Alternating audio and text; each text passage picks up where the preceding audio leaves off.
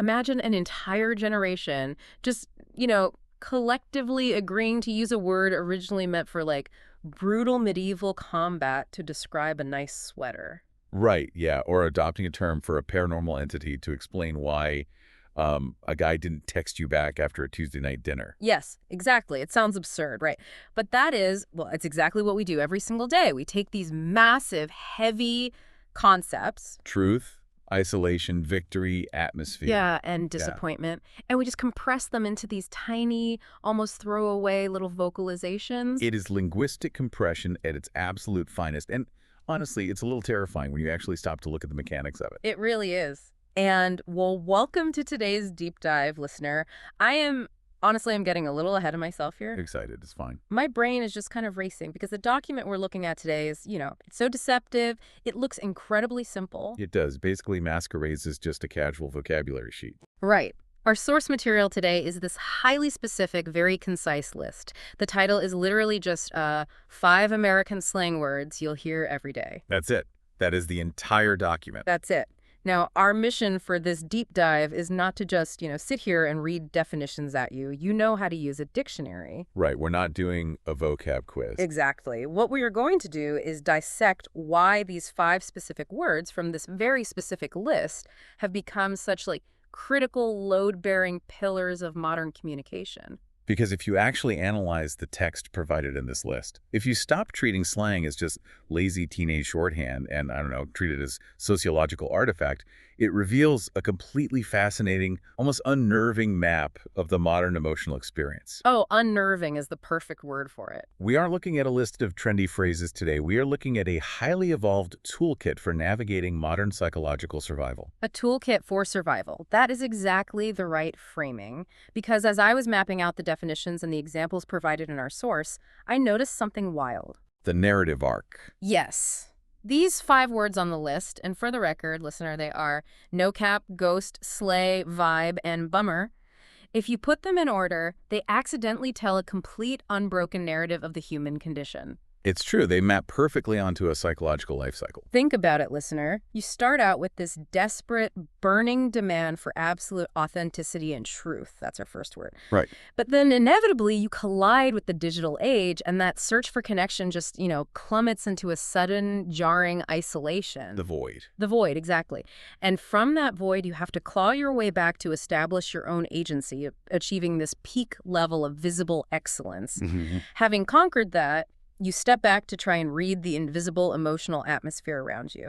And then finally, you just have to deal with the mundane disappointment of reality crashing in on your plans. It's a whole tragicomic play in 5 acts. It really is. It is the entire spectrum of human vulnerability and defense mechanisms, just laid bare in 5 colloquialisms.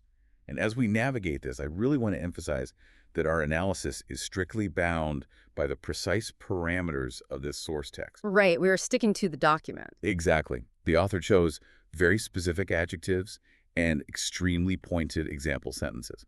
We have to treat those sentences as clinical evidence. Like clues. Yeah, every parenthesis, every adverb in this document is a clue to how these words actually function in the wild. So let's jump straight into Act 1, the quest for authenticity.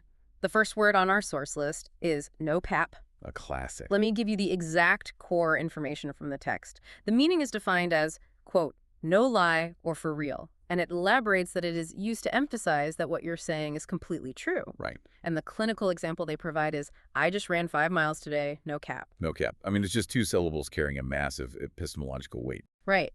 And here's where I want to start, because my immediate reaction to this definition was to think about it mechanically. Saying no cap at the end of a sentence, it feels like you are carrying around a verbal notary public stamp. Well, that's a great way to put it. You are forcefully notarizing your own claim to ensure it holds up in the court of public opinion. That's a highly accurate functional description. You are functioning as your own guarantor of truth. But hold on, this is where I have to push back a little on the implications of this. Let's look at what that actually means for us socially. Okay, let's hear it. If I am forced to specifically tag my sentence with a linguistic marker that translates to no lie, and the text explicitly notes it's to emphasize that the statement is completely true, doesn't that imply a deeply cynical baseline? I see where you're going with this. Like, listener, think about it. If I don't say no cap, is the default assumption in modern conversation that I'm just casually lying to you? Mm-hmm. Are we operating in a post-trust society where, I don't know, exaggeration is just the baseline? That is the existential dread lurking underneath the slang, isn't it? It feels like it. In linguistic terms, no cap functions as what we call an epistemic modal marker. It's a signal of the speaker's confidence in the truth of their own proposition. Okay, an epistemic modal marker. Right. And you're completely right to point out the friction there. If you constantly have to declare, I am not lying, it does suggest you exist in an ecosystem where lying, or at least heavy performative exaggeration, is the expected norm. Right, like everyone's just making stuff up all the time.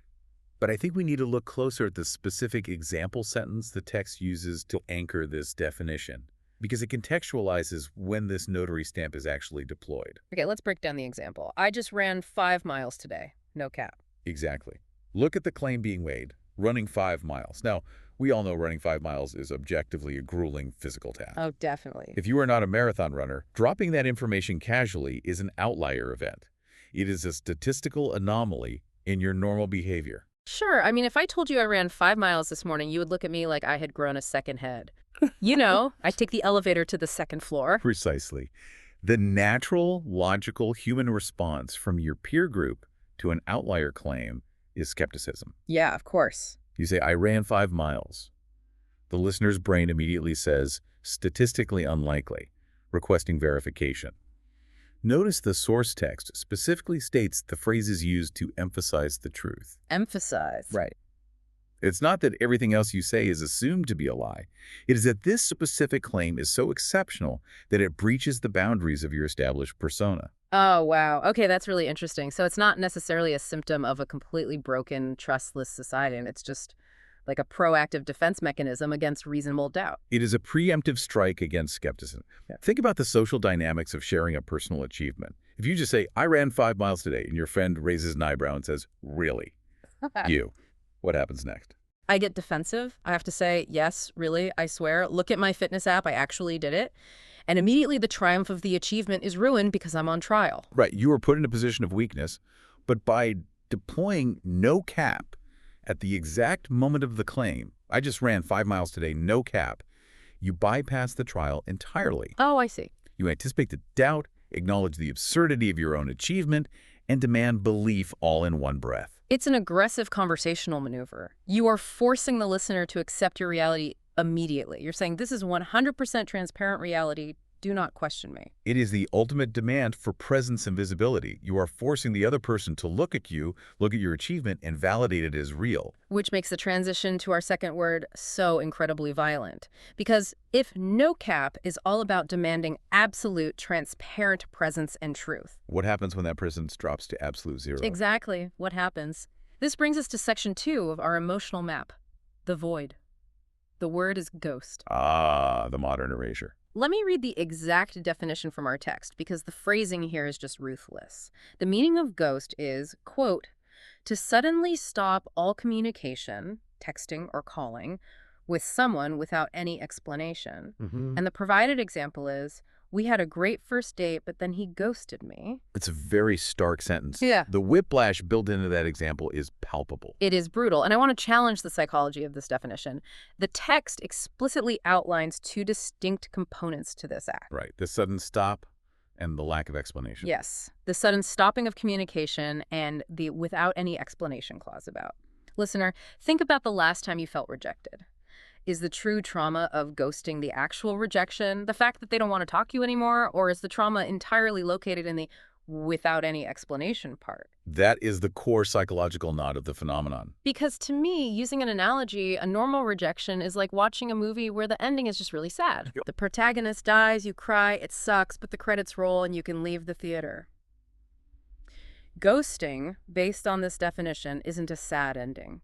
What is it then? Ghosting is sitting in the theater, deeply invested in the plot, and the projector bulb just violently shatters, the screen goes pitch black, the audio cuts out. You are just sitting in the dark. It's not that the story ended badly, it's that the narrative structure of your reality just collapsed without warning. That analogy hits at the exact mechanism of the trauma. And your analogy aligns perfectly with the contrast provided in the text's example sentence. Look at setup.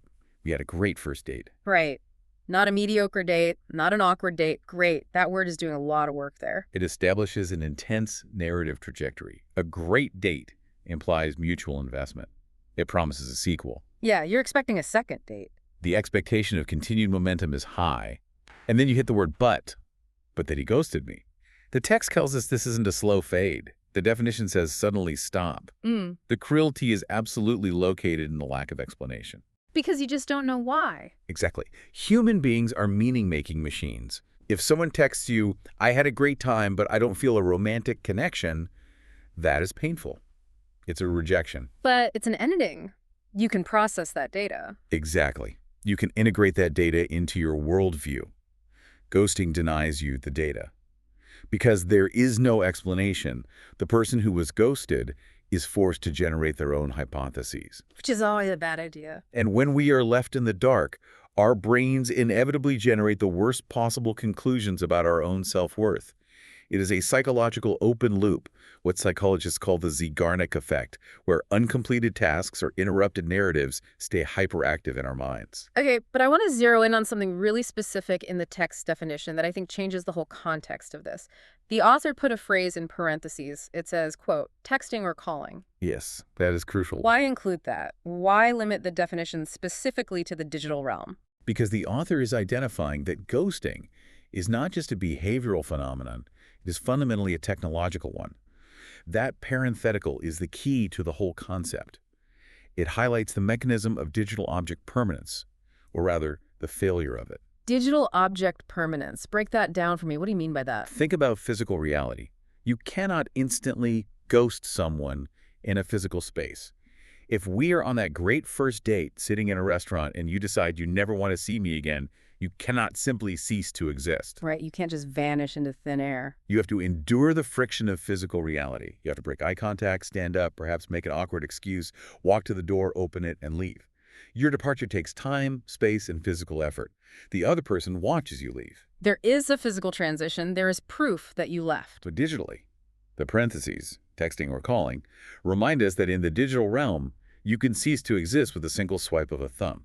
You delete the thread, you block the number. Wow, yeah. To the algorithm, and therefore to the person on the other end of the screen, your presence evaporates instantly. You don't walk out a door. The universe simply deletes you. That is deeply unsettling. It's like the technology grants us the power of absolute frictionless erasure of other human beings. And the person left behind is just staring at a screen, completely powerless. You are stripped of all your agency because you can't even demand an answer from an empty chat window. It is the absolute zero of social power, which makes the sequential placement of our next word in this textual journey incredibly fascinating. Talk about a pendulum swing. We go from being completely erased and powerless in the digital void straight into the most aggressive reclamation of power imaginable. This brings us to the third word on our list. Slay. A word with a very bloody history, totally repurposed. Yes, let's look at the core information. The source defines slay as, quote, to do something extremely well or be exceptionally impressive. And the example provided is, your outfit looks amazing today, you totally slayed. Extremely well. Yeah. Exceptionally impressive. The text is not mincing words here. Not at all. And this is where we have to look at the linguistic reclamation you just hinted at. Because slay literally means to kill violently. Yes. To murder a dragon, to slaughter an enemy.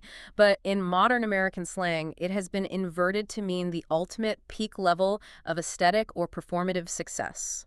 It is a fascinating feature of American slang to take vocabulary associated with destruction and weaponize it as supreme praise. You killed that presentation. Oh, right. That joke bombed. Well, that's negative, but you crushed it.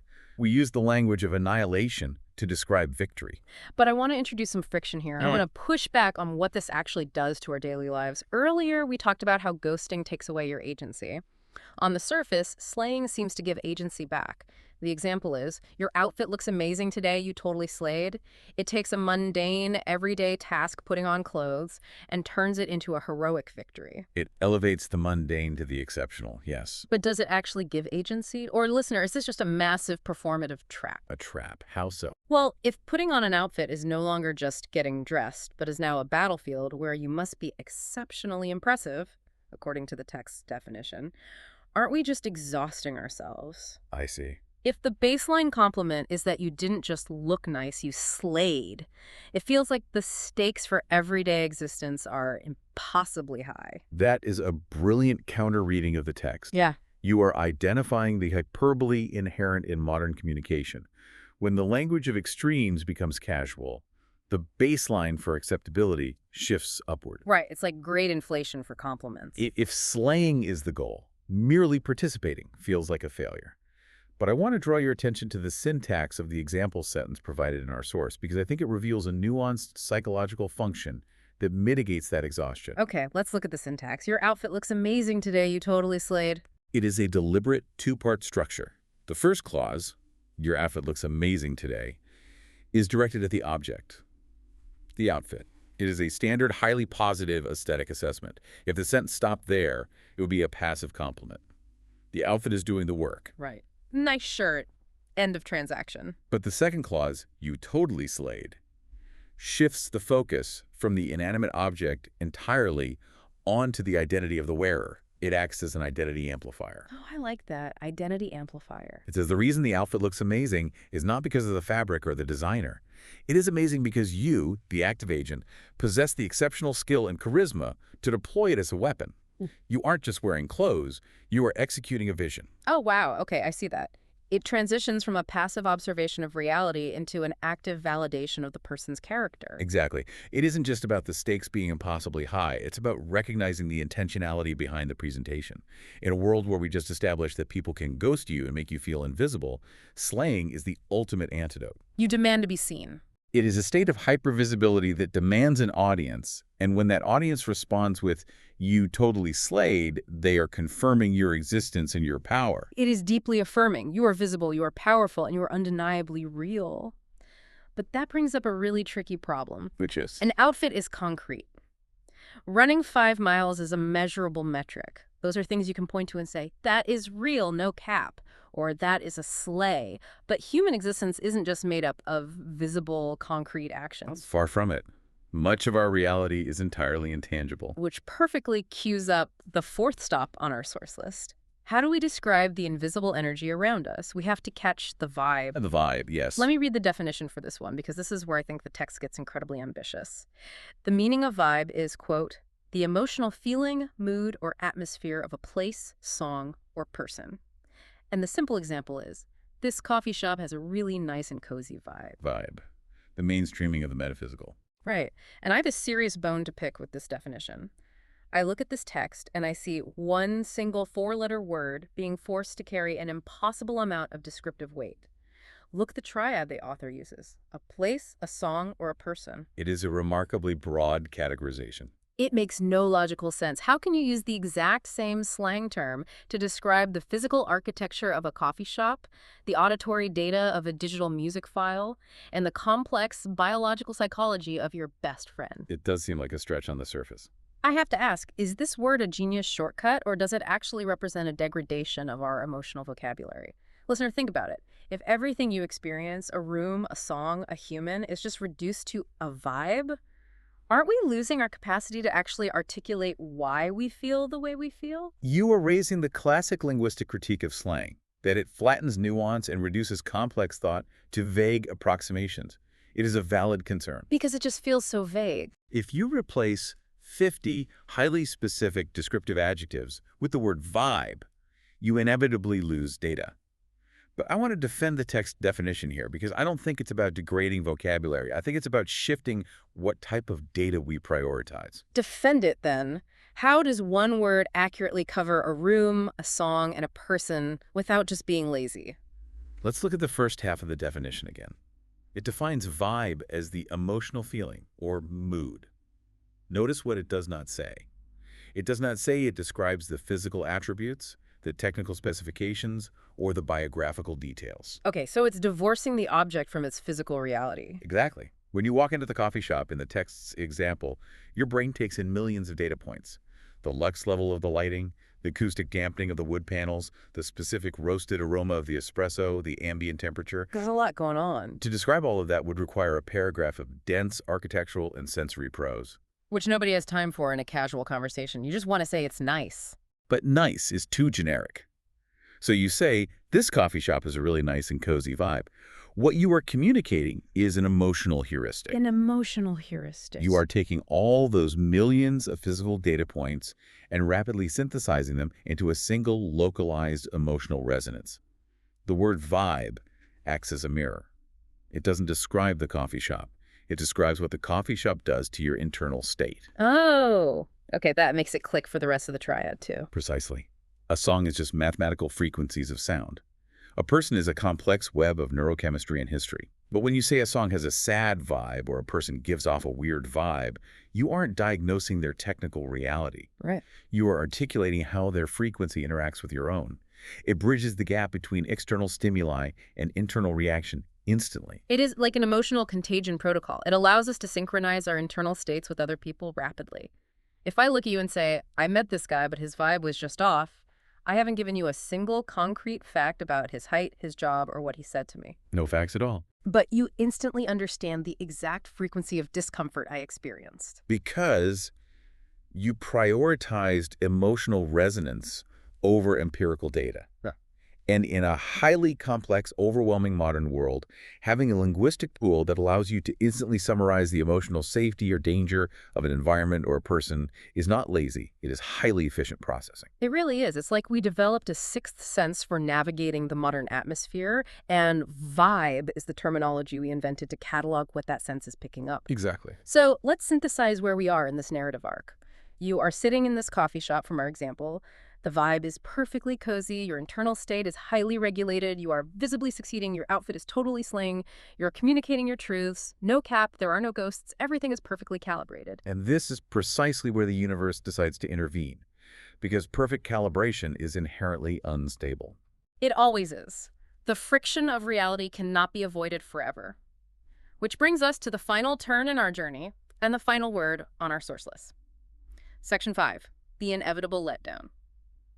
We have to talk about a bummer. The descent back into mundane reality. Let me give you the core information for our final word.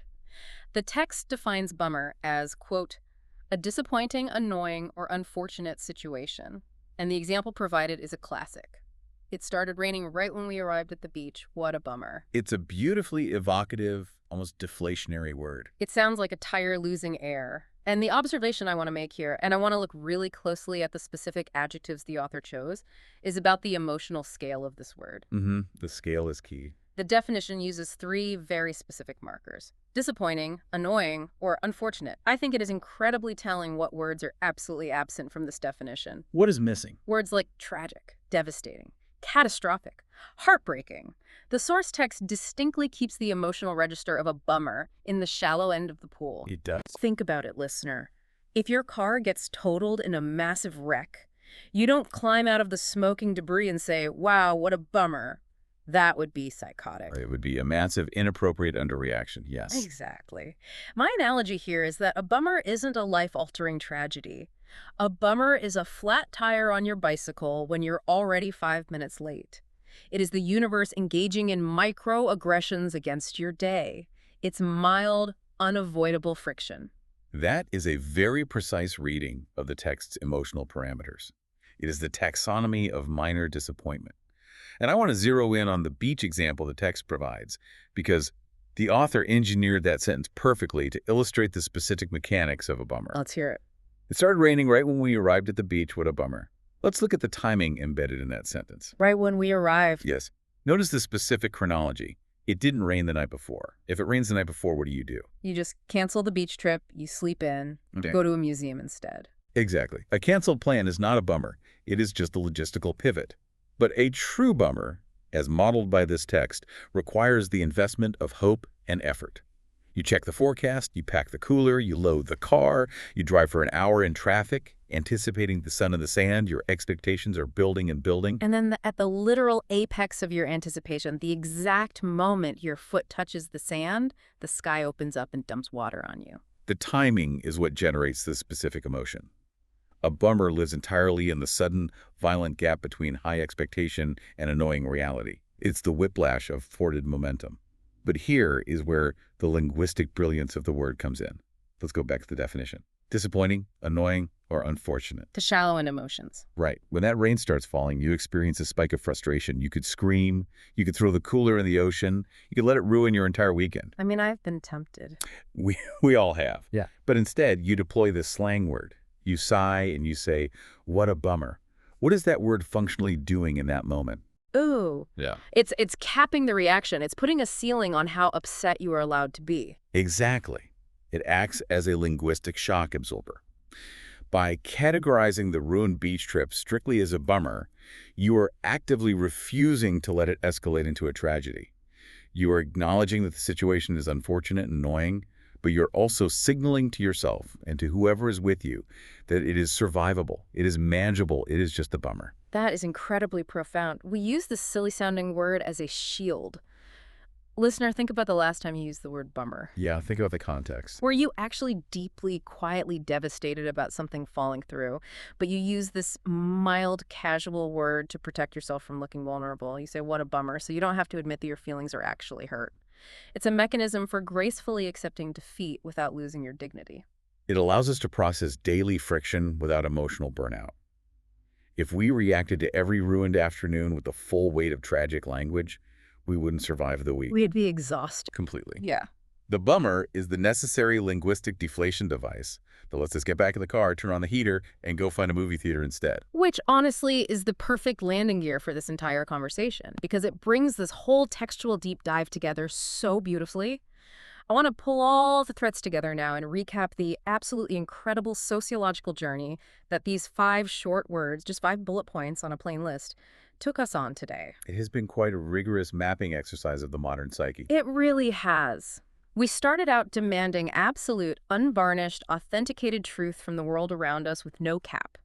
We built a preemptive defense against a skeptical society, but then we fell off the digital cliff, experiencing the jarring, unexplained trauma of technological erasure with ghosting, where our object permanence was just deleted. The descent into the void. But we didn't stay there. We rebounded, we reclaimed our agency, and demanded to be seen as exceptionally impressive by slaying our daily routines, turning outfits into armor. Yes, reclaiming the narrative. From that peak of visibility, we learned to synthesize the massive, overwhelming data of the world into an intuitive, emotional heuristic, reading the invisible vibe of rooms, songs, and people. Navigating the intangible frequencies of society. And finally, we accepted the inevitable friction of reality.